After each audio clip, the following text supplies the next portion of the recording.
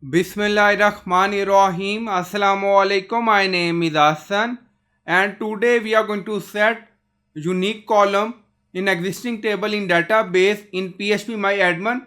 Before starting work, as my request, please subscribe my channel. Thank you. Now back to our work. So we are in database, and then you see this is our table. So open any table. Now go to structure. So click on it. So we are going to set any column unique key. So what is the main difference between primary key and unique key?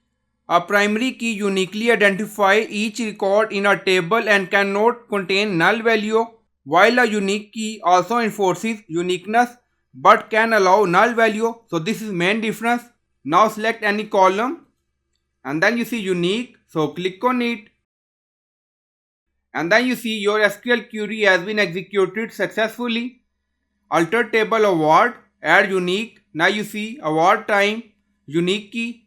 So I hope you like this video. Please like, comment, share, subscribe. Thank you for watching.